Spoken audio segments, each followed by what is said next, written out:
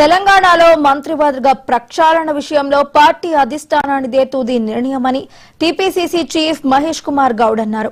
ఇవాళ ఆయన ఢిల్లీలోని రామ్లీలా మైదానంలో ఏఐసీసీ ఆధ్వర్యంలో ఓట్ చోరీకి వ్యతిరేకంగా చేపట్టిన ర్యాలీలో పాల్గొన్నారు.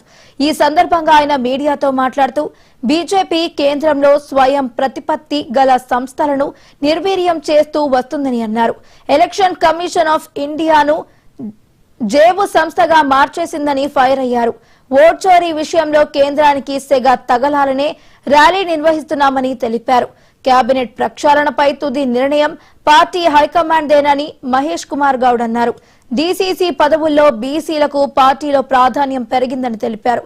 తాను కేబినెట్ లోకి వెళ్లనని స్పష్టం చేశారు.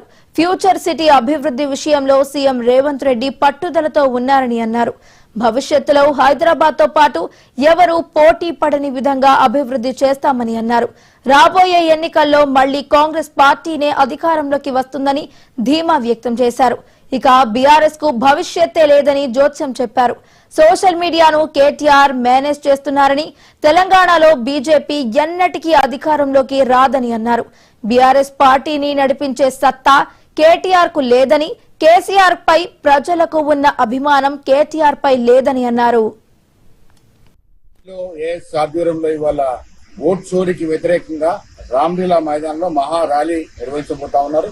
ర్యాలీ తర్వాత సీనియర్ నాయకులందరూ కూడా రాష్ట్రపతి మర్మును కలిసే ప్రయత్నం చేస్తా ఉన్నారు. ఈ ర్యాలీలో తెలంగాణ రాష్ట్రం నుండి ముఖ్యమంత్రి గారు, డిప్యూటీ ముఖ్యమంత్రి గారితో పాటు మంత్రులు, శాసనసభ్యులు, శాసనమండలి సభ్యులు, సీనియర్ నాయకులంతా కూడా పాల్గొంటా ఉన్నారు. డీసీ అధ్యక్షులు పాల్గొంటా ఉన్నారు.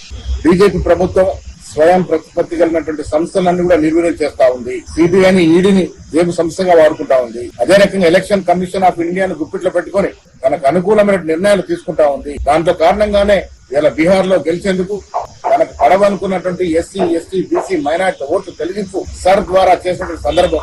మహారాష్ట్రలో కూడా పార్లమెంట్ లో పరిపూర్ణంగా కాంగ్రెస్ పార్టీకి మెజార్టీ వస్తే అసెంబ్లీ ఎన్నికలు వచ్చే నాటికి 1 కోటి ఓట్లు జత చేసినటువంటి వైనం. ఇలా విడిగా ఈ సంస్థల్ని దుర్వినియోగం చేస్తూ దేశంలోని ప్రజాస్వామ్యాన్ని కూని చేస్తూ అధికారమే పరమావధిగా ముందుకు పోతున్నటువంటి బీజేపీ రాష్ట్ర ప్రభుత్వానికి కనువిప్పు కలిగే విధంగా వాళ్ళ పెద్ద ఎత్తున ఆదరణ ఢిల్లీలో జరుగుతా ఉంది. ఇక్కడ నుండి అందరం కూడా రాష్ట్రపతిని కలిసే ప్రయత్నం చేస్తాం. ఢిల్లీ ఎన్సీఆర్ ప్రాంతంలో గాలి కాలుష్యం తీవ్ర స్థాయికి చేరింది.